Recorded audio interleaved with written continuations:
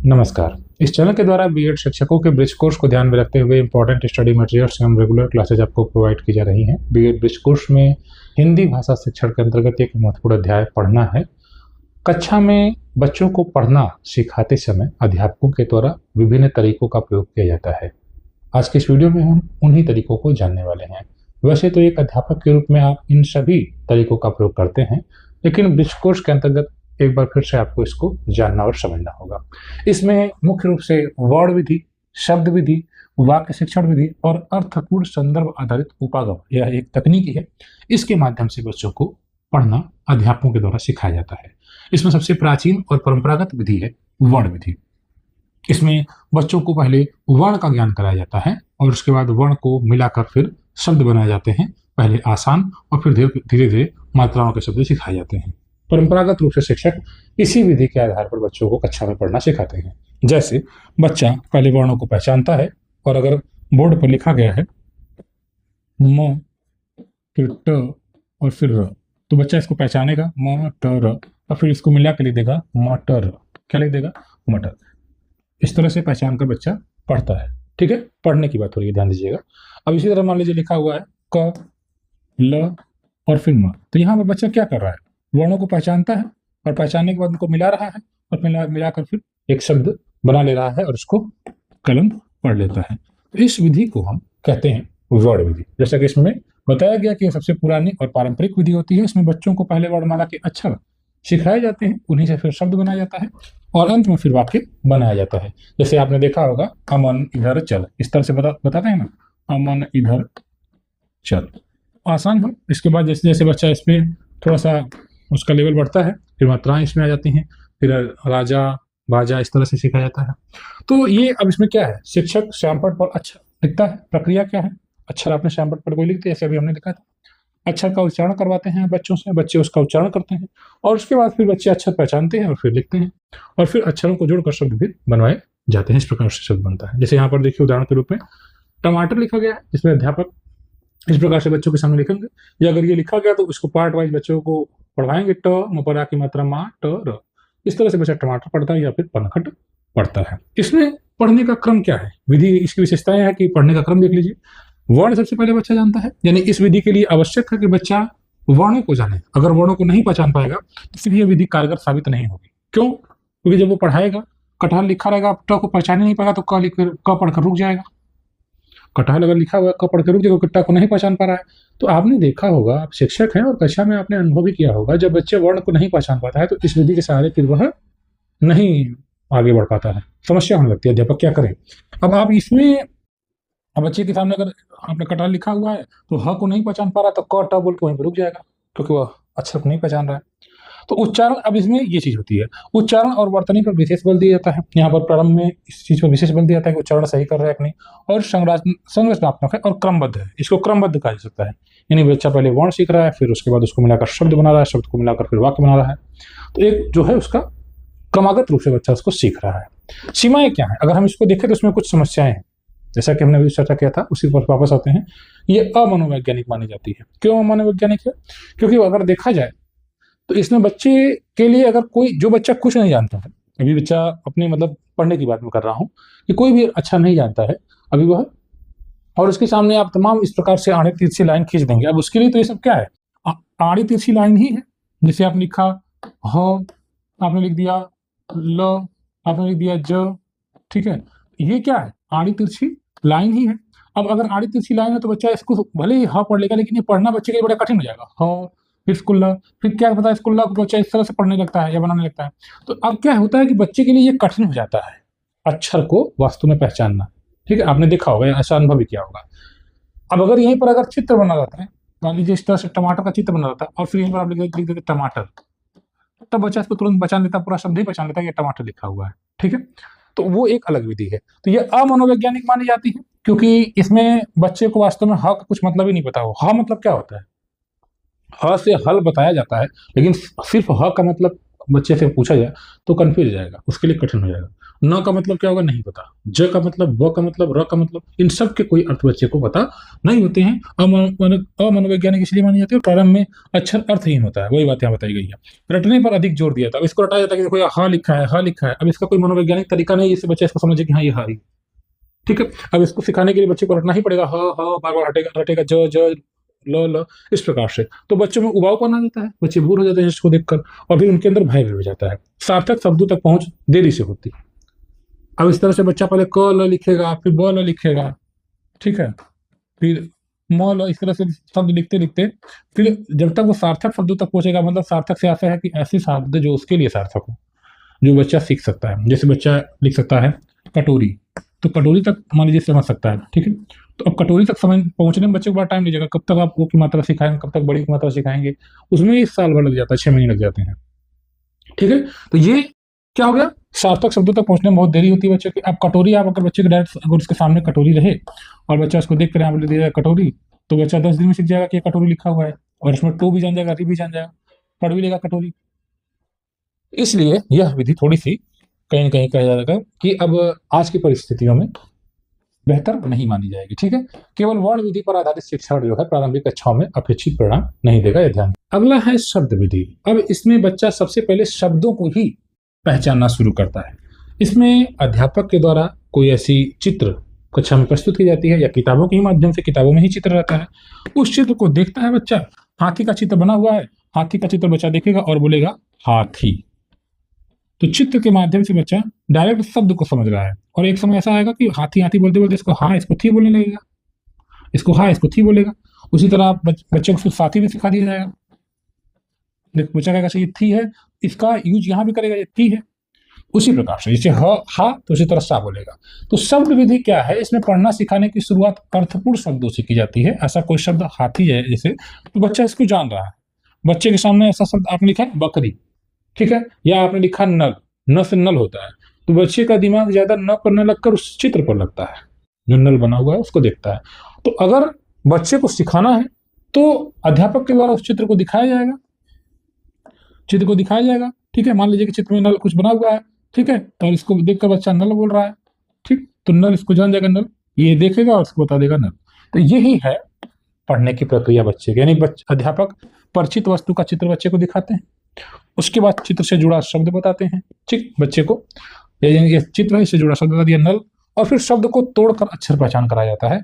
बच्चा जब इसको पहचान लेगा नल, तो फिर वो न फिर अल्लाह को भी धीरे धीरे पहचानना शुरू कर देता है। तो इस प्रकार से, यानी इसमें जैसे चित्र बना हुआ नल का शब्द नल है, और अक्षर जो है न और फिर ल, ठीक है। इस प्रकार से बच्चे सीखते हैं पढ़ना। इसे अज्ञात से अज्ञात की ओर है शिक्षण, यानी जो चीज बच्चा जानता है, जैसे आपने बना दिया मछली, और मछली का चित्र बना हुआ और यहाँ पे लिखा हुआ मछली, तो बच्चा मछली को देख रहा है, जान रहा है मछली इसके परिवेश की चीज है, तो ज्ञात है मछली। अब उसके बाद म फिर छ फिर ली अलग अलग अज्ञात की ओर जा रहा है। शब्द बच्चे के जीवन से जुड़े होते हैं, क्योंकि उसके जीवन से जुड़े होते हैं तो उसमें बच्चे का इंटरेस्ट पैदा होता है, ज्यादा उसको अच्छा लगता है। चित्र और शब्द संबंध से स्मरण शक्ति भी बढ़ती है, बच्चे की जो मेमोरी है वो भी स्ट्रांग होती है इससे, और बच्चे नए शब्द स्वयं बनाने लगते हैं। उसी तरह बच्चा बोलेगा बकरी, तो उसी तरह लकड़ी बोलने लगेगा। तो आप भोजन कोई और शब्द बता सकते हो इस तरह से, बच्चा फिर उस तरह और कोई सोचेगा, मकड़ी बोलने लगेगा। तो इस प्रकार से बच्चे नए नए शब्द स्वयं भी बनाना शुरू कर देते हैं इस विधि के सहारे। तो शब्द विधि का महत्व यहाँ पर यह है कि यह मनोवैज्ञानिक है, पढ़ने में रुचिकर है क्योंकि बच्चा चित्र के सहारे पढ़ रहा है, और सहभागिता इसमें बच्चे की बढ़ रही है, ठीक है, और भाषा सीखना स्वाभाविक और आनंददायक बन जाता है, ठीक है। अब इसके बाद अब यहाँ पर जैसा कहा गया कि शब्द विधि वर्ण विधि की तुलना में बेहतर है, ये तो आप समझ ही रहे होंगे। अब अगला है वाक्य शिक्षण विधि। यहाँ पर पूरा का पूरा एक वाक्य लिख दिया जाता है, ठीक है, वाक्य लिख दिया जाता है। इस विधि में पढ़ना सिखाने की शुरुआत पूर्ण अर्थपूर्ण वाक्यों से होती है, और वाक्य कहाँ से, बच्चे के अपने अनुभव और भाषा से ही लिए जाते हैं। ऐसा वाक्य नहीं लिखेंगे कि जो बच्चे के कॉन्टेक्स्ट में ना हो, तो फिर बच्चे के लिए दिक्कत हो जाएगी। इसमें बच्चा कोई वाक्य बोलता है, शिक्षक वही वाक्य श्यामपट्ट पर लिखता है, ठीक है। तो मान लीजिए बच्चे के द्वारा आसपास में अपनी बातचीत करने के दौरान कोई भी शब्द बोले, सर यह अमरूद खा रहा है, ठीक है, तो अब अमरूद, बच्चे अपने आसपास की बातें बताते हैं ना, शिकायत करते हैं। जैसे मान लीजिए इसमें एक लड़का है, राम है, तो राम अमरूद खा रहा है। अब किसी बच्चे ने कहा, अब आपने इसको लिख दिया बोर्ड पर, राम क्या खा रहा है, अमरूद खा रहा है, राम अमरूद खा रहा है। अब बच्चा इसको आके पढ़ेगा, बच्चा अध्यापक उसको पढ़ाएंगे। अब ये बात बच्चे से संबंधित है, बच्चे के परिवेश से संबंधित है। बच्चे ने आपसे बोला, आपने इसको बोर्ड पर लिख दिया, और अब बच्चों को पढ़ाएंगे। चलो ये क्या लिखा है, राम, तो उसका नाम लिख दिया बच्चे का, आपने बोल दिया राम। ये देखो लिखा है अमरूद, अमरूद खा रहा है, राम अमरूद खा रहा है। तो इसमें अब बच्चा इसको स्वर स्वर पढ़ेगा, राम अमरूद खा रहा है। कई बार जब बच्चे इसको पढ़ेंगे तो फिर बच्चा पहले वाक्य को समझ रहा है कि अमरूद क्या चीज है, फिर तोड़ कर समझेगा, खाना को समझ रहा है कि खा, फिर राम की बात हो रही है, ठीक है, तो राम अमरूद खा और फिर रहा है। इस प्रकार से जो है बच्चा वाक्य से फिर शब्द की ओर और फिर अक्षर की ओर आता है। यह उदाहरण देख सकते हैं आप, गगन घर चल, गगन घर चलकर पढ़। ठीक, अब इसकी विशेषताएं क्या है? विशेषताएं वही जो भी आप क्रम देखें तो वाक्य शब्द और अक्षर का है। वाक्य संदर्भ से जुड़े होते हैं बच्चे के, अगर उसके संदर्भ से बाहर रहेंगे तो समझ नहीं पाएगा फिर वो, और ये अर्थपूर्ण होते हैं। और भाषा की संपूर्णता पर जोर इसमें दिया जाता है। इसमें जो एक पूरा वाक्य में मतलब एक वाक्य बोला जाता है वो संपूर्ण है, अपने आप में संपूर्ण है कि वह जा रहा है, मैं खा रहा हूँ। ठीक, इस प्रकार से एक वाक्य आपका संपूर्ण रहता है तो कहीं ना कहीं यह और भी बेहतर होता है। इसकी खूबियां यह है कि बच्चे के भाव और अनुभव सहज रूप से व्यक्त होते हैं। अब जैसे बच्चे ने कोई बात बताई तो वह बच्चा अपने से भी बगल वाला बोलेगा कि यह नाच रहा है या वह रो रहा है। इस तरह बच्चा इसको रहा है, रो, इसको बोलने का प्रयास करेगा और फिर पढ़ने का भी प्रयास करेगा जब अध्यापक के द्वारा उसको बोर्ड पर लिखा जाएगा। कुछ और वाक्य बोले तो कुछ और वाक्य बच्चे इसको लिखेंगे, अध्यापक लिखेंगे और बच्चे इसको पढ़ते हैं। तो अर्थ ग्रहण पर भी विशेष ध्यान दिया जाता है। इसमें अर्थ ग्रहण अगर नहीं होगा तो बच्चा फिर उसको समझेगा नहीं।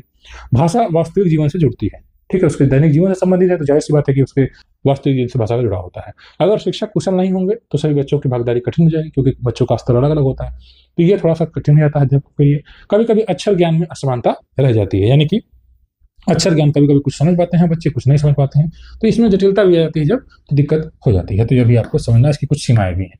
इसके बाद अर्थपूर्ण संदर्भ आधारित उपागम, यह एक तकनीकी है, यह एक तकनीकी है जो शिक्षकों के द्वारा प्रयोग किया जाता है।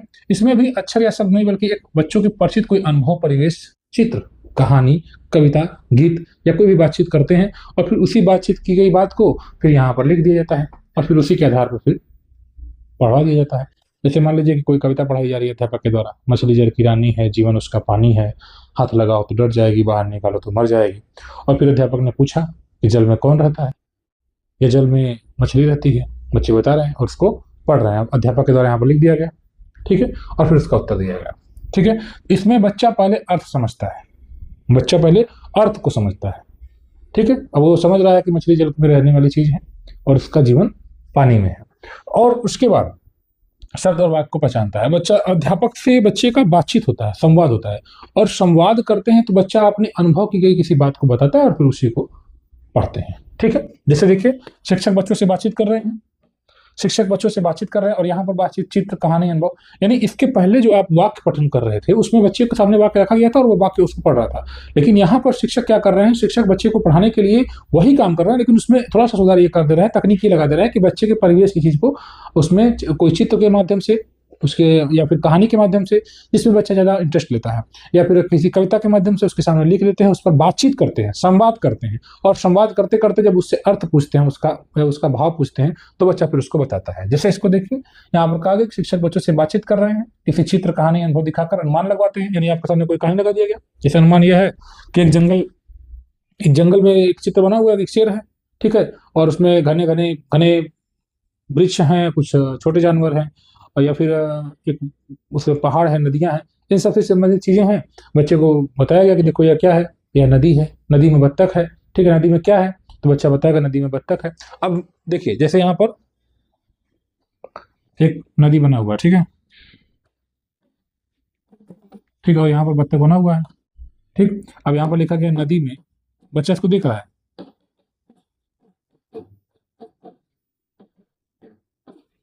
अब नदी में क्या है, तो अब बच्चा अनुमान लगा के बताएगा ये नदी में बत्तख है, ठीक है, नदी में बत्तख है। तो अब बच्चा इसी के आधार पर ये अनुमान लगा, अध्यापक ने कहा नदी में, तो बच्चा बताएगा बत्तख है।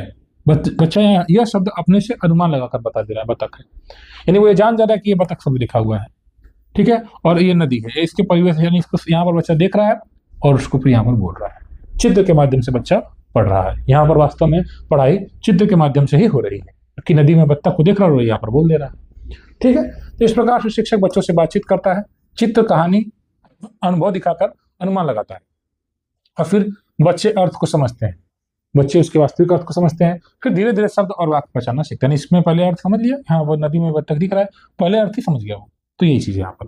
अब देखिए, कक्षा 1 में शिक्षक एक बोर्ड पर, यहाँ पर कुछ उदाहरण यहाँ पर हमने आपको बता दिया है, कुछ इसमें एक्स्ट्रा उदाहरण रखकर।